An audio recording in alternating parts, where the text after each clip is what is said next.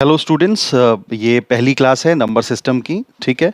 Number system अपने आप में एक बहुत बड़ा टॉपिक है जिसमें कई सारी चीज़ें हमें पढ़नी होती हैं। बट इस सीरीज में हम सिर्फ उन चीज़ों को डिस्कस करेंगे जो कि हमारे मैथ्स ओलंपियाड्स के लिए इम्पॉर्टेंट हैं या जो कि मैथ्स ओलंपियाड में पूछी जाती हैं। ठीक है। तो chapter 1 number system concepts.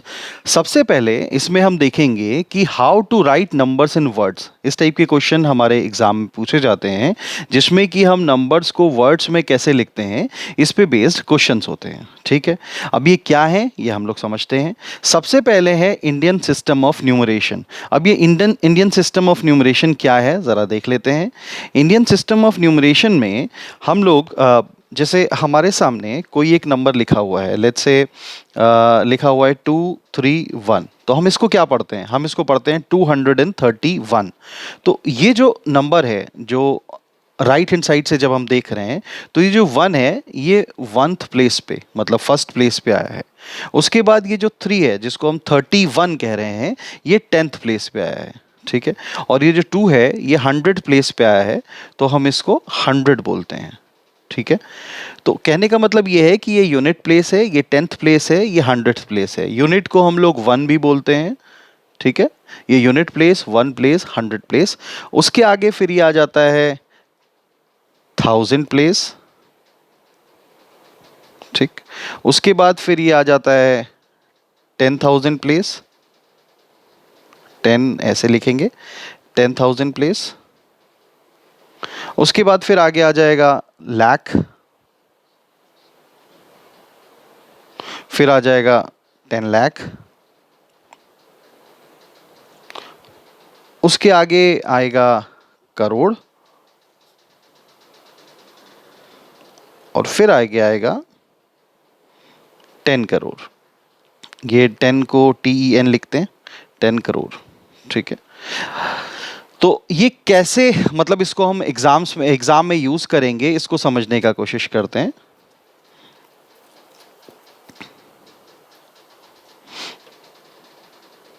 Suppose करिए हमारे सामने एक नंबर लिखा हुआ है, लेट्स से लिखा हुआ है 5 6 1 2 3 8 7, ऐसे लिखा हुआ है।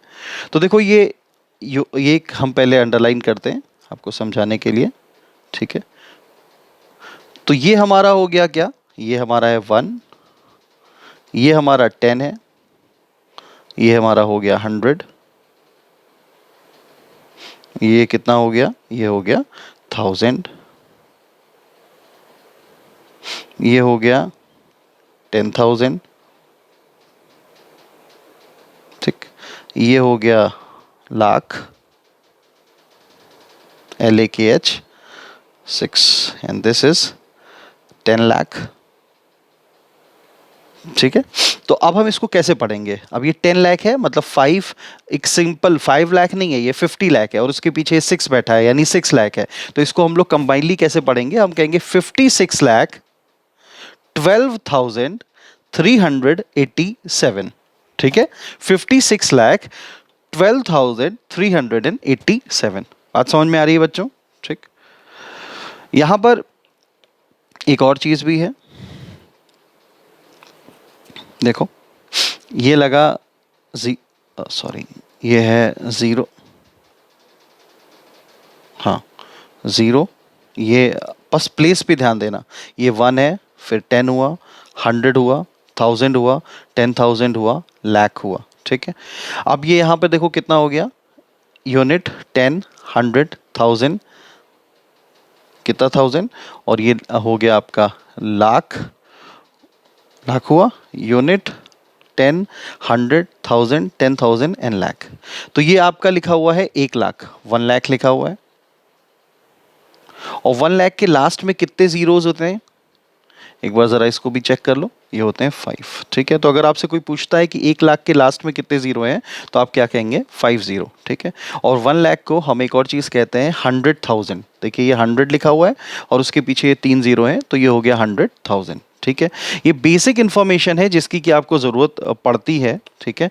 इस वजह से इसको यहाँ पे मैं बता रहा हूँ, क्योंकि आपका एक क्वेश्चन ज़रूर से मिलेगा। एक क्या, लेवल 1 में एक क्वेश्चन आपको इससे मिलेगा, लेवल 2 पे भी मिलेगा, जिसमें वो आपसे एक नंबर आपको दिया रहेगा और ये पूछा जाएगा कि इंडियन सिस्टम में इसको किस तरीके से रिप्रेजेंट किया जाता है। ठीक है बच्चों, तो ये हो गया हमारा इंडियन सिस्टम जिसमें कि हम नंबर्स को रिप्रेजेंट करते हैं।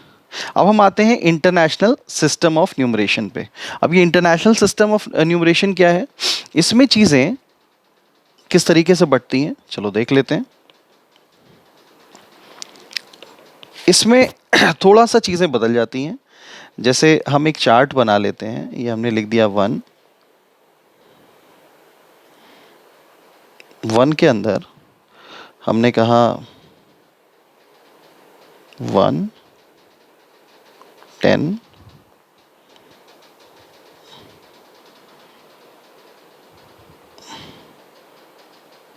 100, एक सेकेंड, ये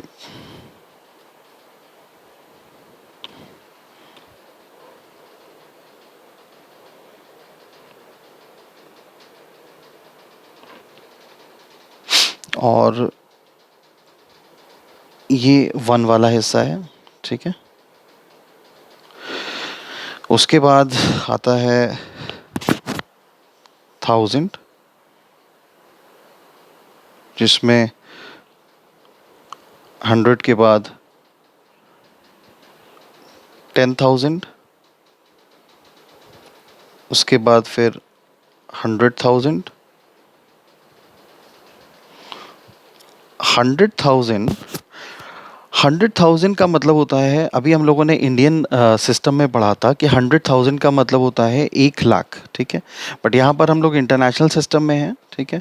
अब ये 100,000 के बाद ध्यान देना बच्चों, 100,000 के बाद जो होता है उसको हम लोग कहते हैं मिलियन, ठीक है। तो 100,000 के बाद क्या होगा, सबसे पहले 1 मिलियन आएगा,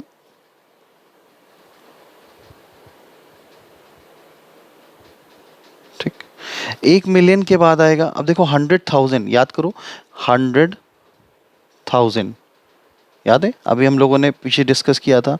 और 100,000 को इंडियन सिस्टम में हम लोग कहते हैं 1,00,000। अब 1,00,000 के बाद आएगा एक और जीरो अगर बढ़ जाएगा, जिसको कि हम 1 मिलियन कह रहे हैं, तो इसका मतलब हो जाएगा 10,00,000। तो इसका मतलब 1 मिलियन जो इंटरनेशनल सिस्टम का होता है वो हमारे इंडियन सिस्टम का है 10,00,000। तो आपको याद है एक बार एक टीवी डिबेट हुआ था जिसमें एक पॉलिटिशियन ने दूसरे पॉलिटिशियन से पूछा था कि 1 मिलियन में कितने ज़ीरो हैं, ठीक है, या 1 मिलियन में कितने ज़ीरो हैं, तो 1 मिलियन में आपके हो जाएंगे 6 ज़ीरो, ठीक है। तो 1 मिलियन का मतलब ये हो जाएगा 1 के आगे 6 ज़ीरो, ठीक है, 1 2 3 4 5 6, ठीक। 100,000 मतलब ये, ठीक। उसके बाद 10,000 मतलब ये, 100 ये है, 10 ये है और 1 ये है, ठीक है बच्चों। अब उसके बाद 1 मिलियन हो गया। 1 मिलियन के बाद आएगा क्या, आएगा 1 मिलियन के बाद, 1 मिलियन के बाद आएगा 10 मिलियन, 10 मिलियन के बाद आएगा 100 मिलियन।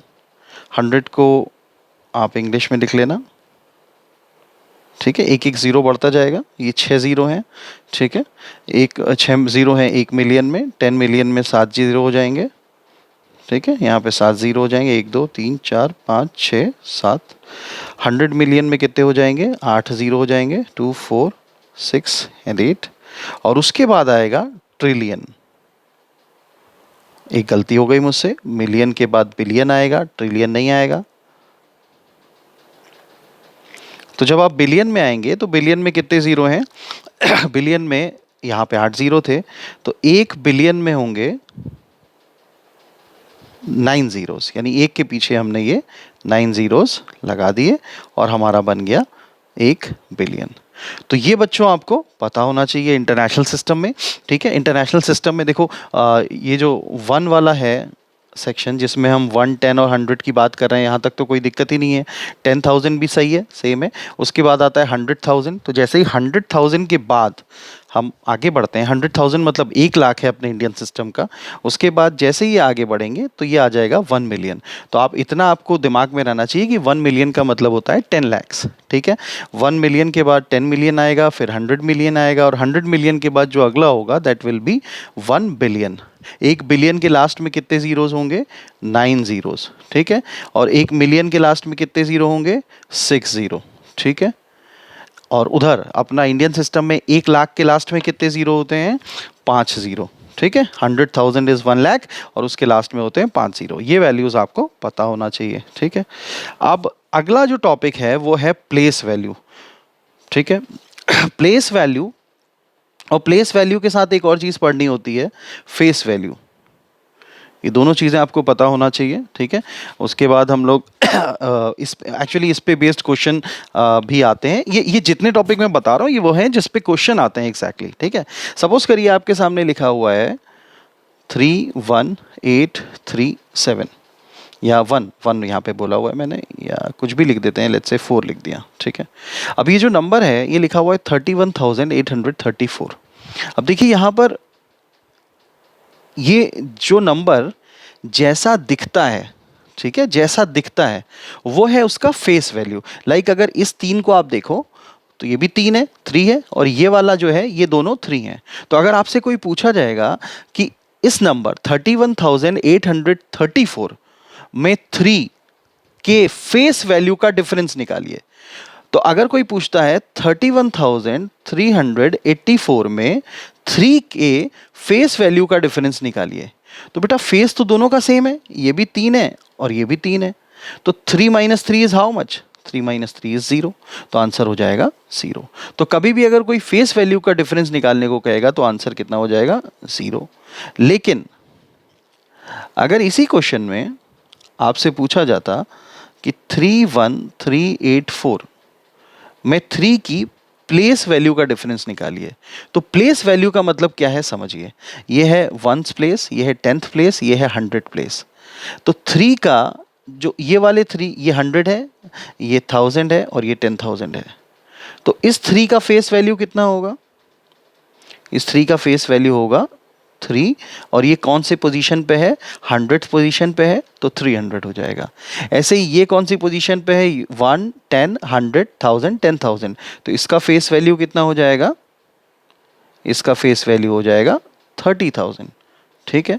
अब अगर कोई कहता है कि इन दोनों 3 का डिफरेंस निकालिए, तो आपका आंसर क्या होगा? 30,000 माइनस 300। दोनों को माइनस करिए। अब ये 10 यहाँ पे आएगा, ये 0 हो गया, ये 0 हो गया, ये 10 में से 3 गया, कितना हुआ?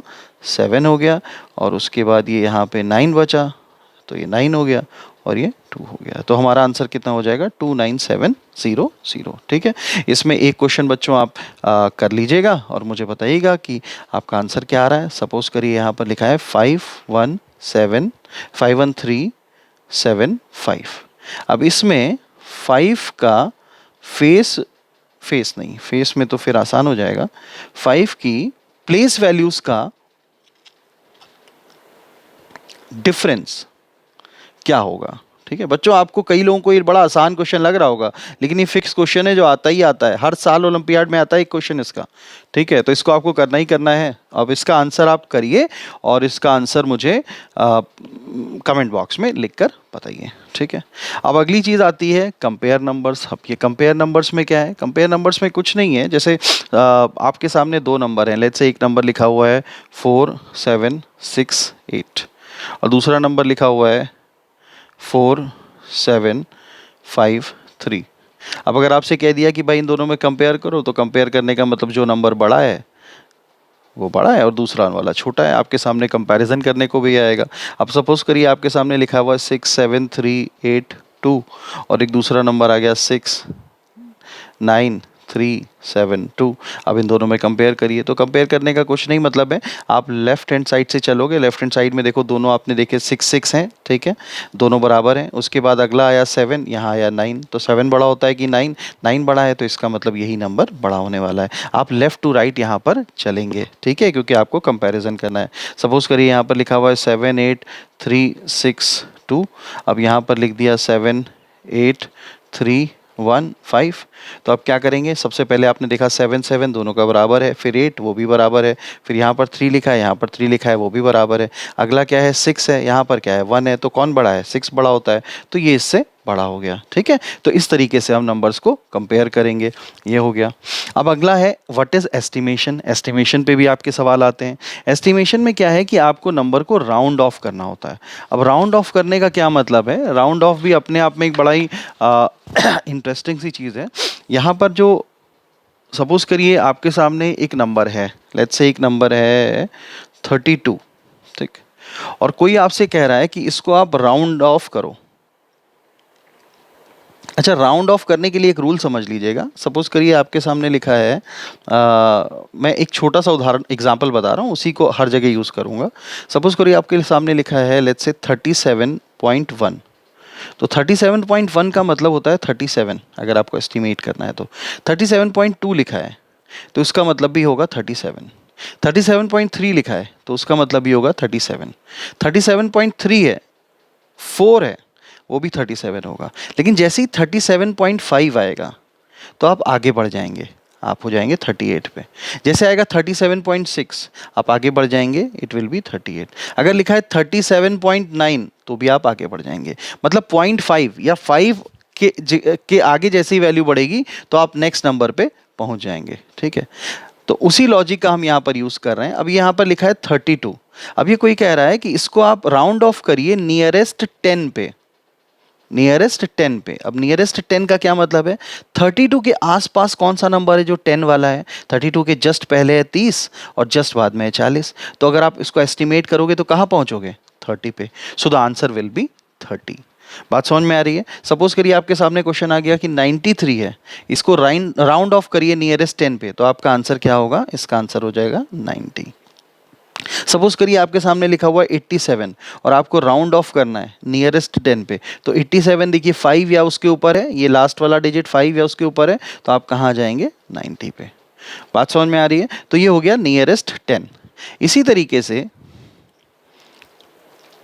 इसमें 3 टाइप के क्वेश्चन जनरली पूछे जाते हैं।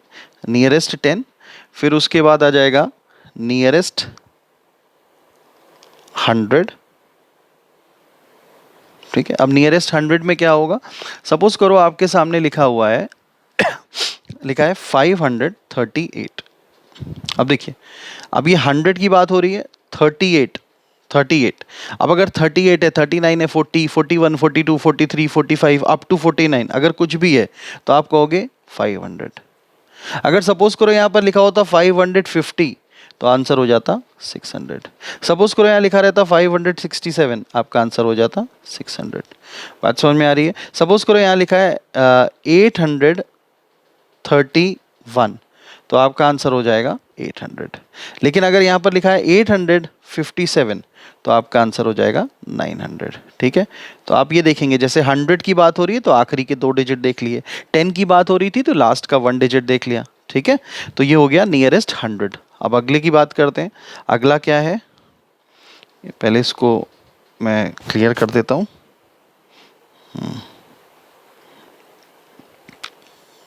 ठीक है, अब ये हो गया आपका नियरेस्ट। नियरेस्ट क्या होगा, नियरेस्ट हो जाएगा 1000। तो इसमें एक सिंपल सा एग्जांपल लेके हम लोग आगे बढ़ जाएंगे। तो नियरेस्ट 1000 में लेट्स से अगर यहाँ पर लिखा है 5387, ठीक है, तो इसका नियरेस्ट क्या हो जाएगा, इसका नियरेस्ट हो जाएगा, नियरेस्ट 1000 हो जाएगा 5000। ठीक है, ऐसे ही अगर मान लो लिखा है 7897 तो इसका नियरेस्ट 800 लिखा हुआ है। ठीक है, 800 500 से बड़ा होता है तो आगे बढ़ जाएंगे हम लोग, तो इट विल बी 8000। ठीक है, मतलब 1000 है तो आखिरी के 3 देखे, 100 है तो लास्ट के 2 देखे थे।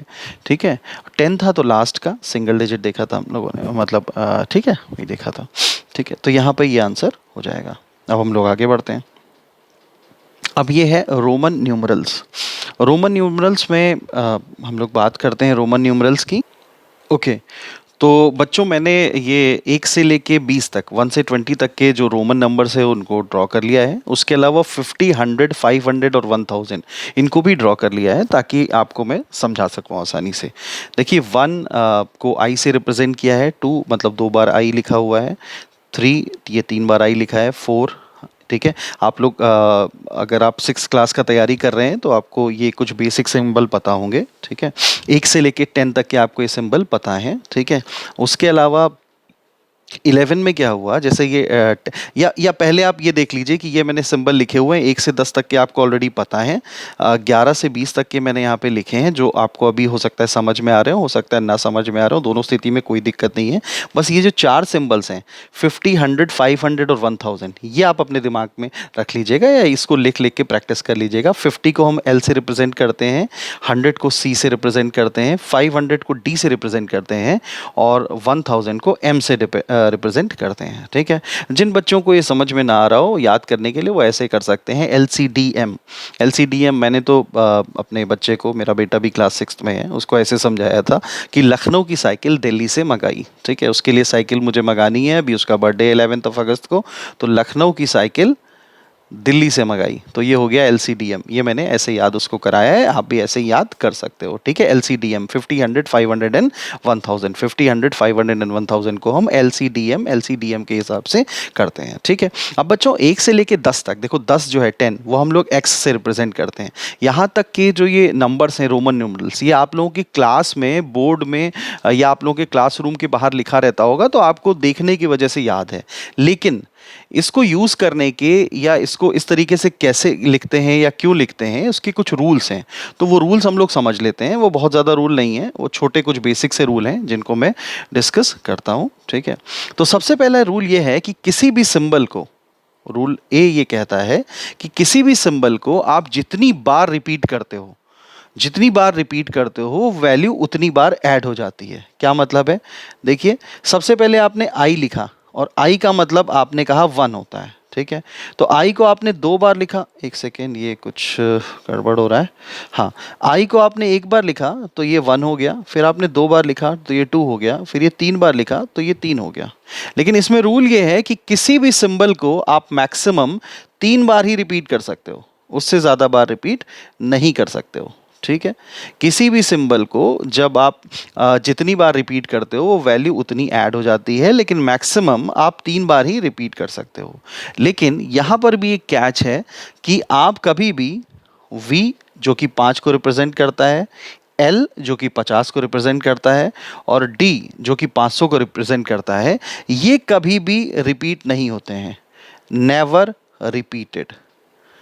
बात समझ में आ रही है, ये कभी रिपीट नहीं होते हैं, ये रूल है, ठीक है। पहला रूल ये कहता है कि किसी भी डिजिट को आप जितनी बार रिपीट करोगे उतनी वो वैल्यू उसमें ऐड हो जाएगी, लेकिन मैक्सिमम आप 3 बार ही रिपीट कर सकते हो, ठीक है। और उसी में ये एक चीज़ है कि 5, 50 और 500 यानी V, L और D इसको आप कभी भी रिपीट नहीं कर सकते हो। पहला रूल ये हो गया, ठीक है। अब आते हैं दूसरे रूल पे। दूसरा रूल ये कहता है कि अगर कोई भी सिंबल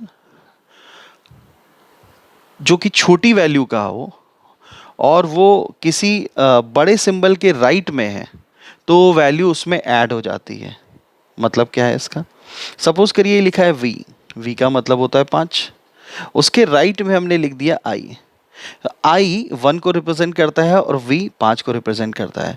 तो कभी भी किसी छोटे सिंबल को जब आप बड़े सिंबल के राइट में, ये राइट है ना, राइट में रिप्रेजेंट करते हैं तो ये वैल्यू उस वैल्यू में ऐड हो जाती है, क्योंकि ये है 5 और ये है 1, तो ये कितना हो गया, 5 और 1 6 हो गया।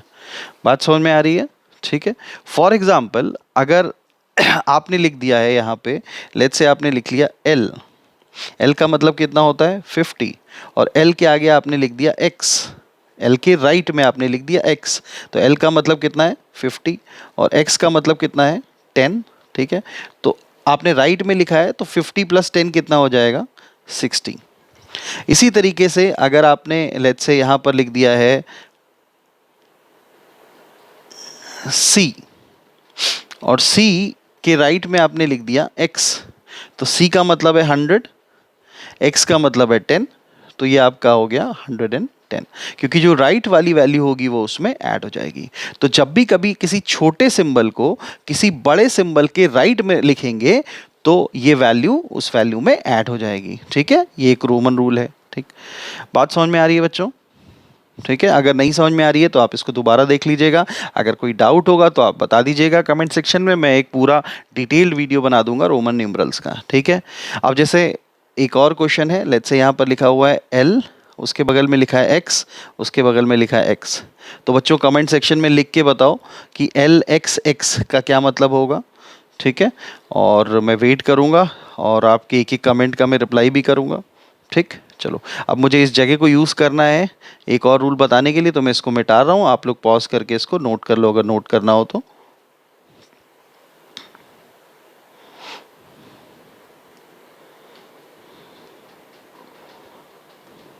अब हम बात करते हैं rule number C, third rule की। अब ये थर्ड रूल क्या कहता है? थर्ड रूल कहता है कि अगर कोई सिंबल किसी बड़े सिंबल के लेफ्ट में लिखा हुआ है, राइट में नहीं लेफ्ट में लिखा हुआ है, तो वैल्यू उससे घटा दी जाएगी। मतलब क्या है इसका? जैसे देखो ये लिखा है आई, ये लिखा है वी। अब पिछली बार राइट में लिखा था, इस बार ये लेफ्ट में लिखा है, तो इसकी वैल्यू कितनी होती है? 5। इसकी वैल्यू कितनी होती है? 1।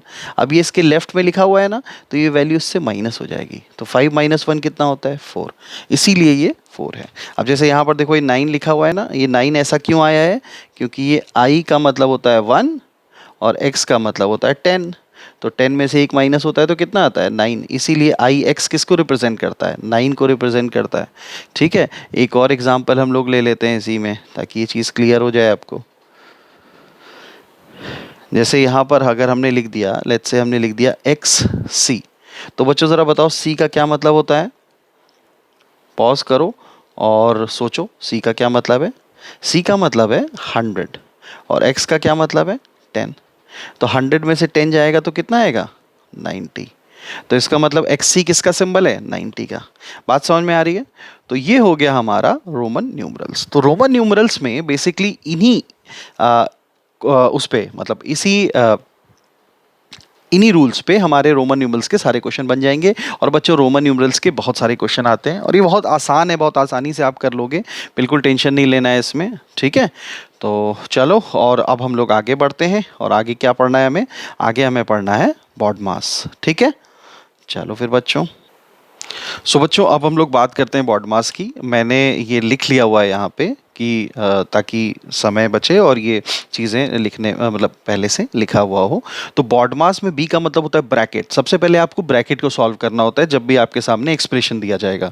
उसके बाद ओ का मतलब है ऑर्डर्स। ऑर्डर्स का मतलब ये है कि अगर आपके सामने जो एक्सप्रेशन लिखा हुआ है उसमें कुछ पावर्स लिखी हुई हैं, like square, cube, power 4, power 5, कुछ भी लिखा है, तो सबसे पहले आप उसको सॉल्व करेंगे। या फिर स्क्वायर रूट लगा हुआ है, क्यूब रूट लगा है, तो पहले आप उसको सॉल्व करेंगे। ठीक, उसके बाद आता है डी। डी मतलब डिवीजन। डिवीजन का जहां पे भी सिंबल होगा आप उसको सॉल्व करेंगे। उसके बाद मल्टीप्लिकेशन को सॉल्व करेंगे। ए मतलब एडिशन और एस मतलब सब्सट्रैक्शन। ठीक है, यहां पर बच्चों एक चीज ध्यान देने वाली है कि ये जो डिवीजन और मल्टीप्लिकेशन है ये दोनों को सेम लेवल पे माना जाता है, बस हम सॉल्व लेफ्ट टू राइट करते हैं। ठीक है, पहले ऐसा कहा जाता था कि पहले आप डिवीजन को सॉल्व करिए फिर मल्टीप्लिकेशन को, लेकिन अभी जब आप सवालों को सॉल्व करेंगे तो डिवीजन और मल्टीप्लिकेशन दोनों को सेम लेवल पे मानेंगे, बस आप लेफ्ट टू राइट जाएंगे। पहले जो लेफ्ट में होगा उसको सॉल्व करेंगे, फिर उसके बाद आप राइट को मूव करेंगे। उसी तरीके से एडिशन में भी पहले आप लेफ्ट साइड को सॉल्व करते हुए राइट साइड की तरफ मूव करते चले जाएंगे। ठीक है, तो हम ये है आपका बॉडमास। बी मतलब ब्रैकेट, ओ मतलब ऑर्डर। ऑर्डर का मतलब स्क्वायर, क्यूब या फिर स्क्वायर रूट, क्यूब रूट ये होगा। और ए मतलब डी मतलब डिवीजन, एम मतलब मल्टीप्लिकेशन, ए एडिशन और एस सब्सट्रैक्शन। ठीक है, जैसे हम लोग ये 2-3 सवाल करेंगे तो ये चीज़ें और क्लियर होती चली जाएंगी। तो आते हैं हम पहले क्वेश्चन पे। पहला क्वेश्चन बहुत ही आसान सा है। देखिए सबसे पहले हमें किसको सॉल्व करना है? ब्रैकेट को सॉल्व करना है। तो ब्रैकेट को जब हमने सॉल्व किया तो 5 + 1 कितना हो गया बच्चों? ये हो गया 6। ठीक है, अब ये कैसे आगे बढ़ेगा? देखो ये हो गया 12 + 3 इंटू ब्रैकेट के अंदर 5 + 1 था, ये 6 हो गया। अब यहाँ पर देखो कौन सा सिंबल सबसे बड़ा दिख रहा है? मल्टीप्लिकेशन वाला। तो इसको सॉल्व कर लो। 6 3 ज़ा कितना हो गया? 18 हो गया। और उसके पहले प्लस लगा है और ये कितना है? 12 है। तो 12 + 18 मतलब दोनों को ऐड कर लो। ठीक है, कैसे ऐड करोगे? 18 + 2 20, 20 + 1 30। तो हमारा आंसर कितना आ गया? 30 आ गया पहले का आंसर। ठीक है बच्चों, ठीक। अब आते हैं दूसरे क्वेश्चन पे। दूसरा क्वेश्चन देखो, फिर क्या कौन सा रूल है हमारा, देख लो। रूल का क्या नाम है, बॉडमास। ठीक, मैंने कहा डिवीजन और मल्टीप्लिकेशन दोनों सेम लेवल पे होते हैं और हम लोग लेफ्ट टू राइट मूव करते हैं। ठीक, अब देखो डिवीजन भी दिख रहा है, मल्टीप्लिकेशन भी दिख रहा है, दोनों सेम लेवल पे हैं।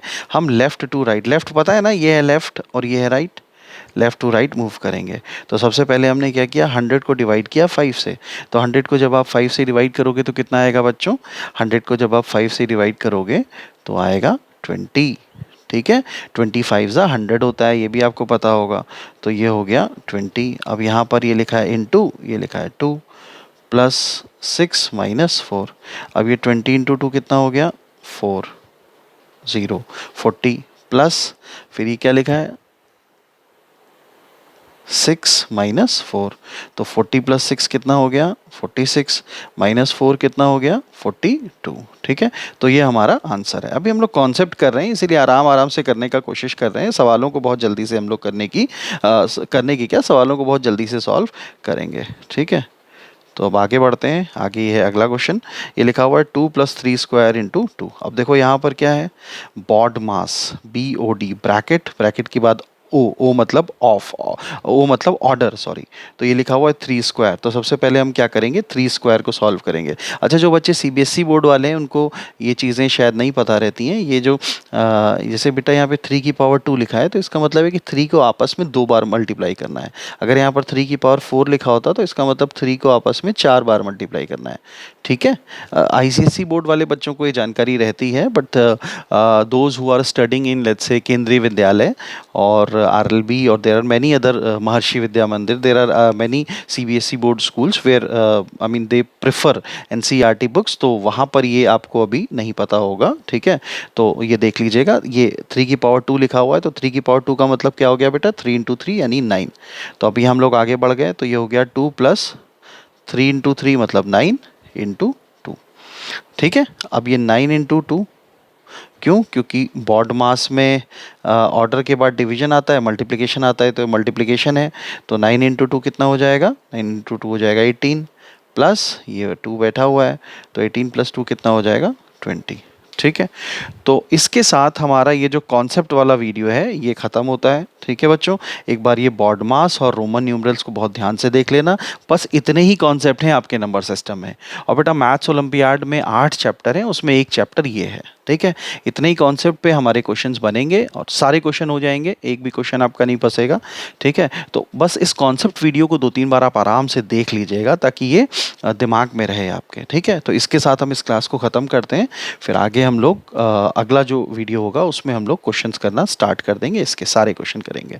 ठीक है, चलो तब तक के लिए बाय बाय और थैंक यू। अगर सही लगे तो लाइक करना और कमेंट भी लिखना कि समझ में आया कि नहीं आया। ठीक है, बाय बाय।